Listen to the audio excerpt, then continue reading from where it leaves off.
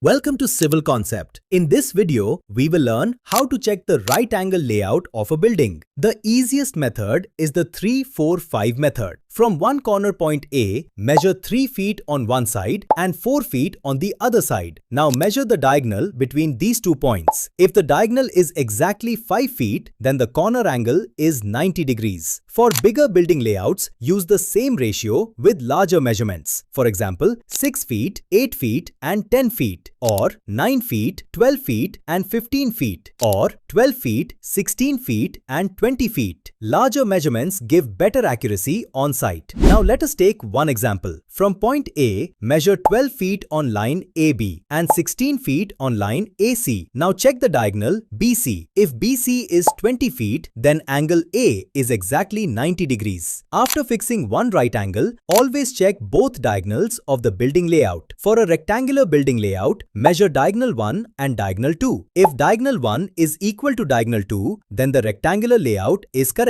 If both diagonals are not equal, adjust the corner pegs and check again. You can also calculate diagonal by using this formula. Diagonal equals square root of length squared plus width square. Before starting excavation, always check length, width, both diagonals and the 3-4-5 right angle. Final checklist. Check length, check width, check both diagonals, confirm 90-degree corner and start excavation only after the layout is correct. Remember, accurate layout prevents wall misalignment and foundation errors. For more civil engineering knowledge and free civil calculators, visit www.civilconcept.com.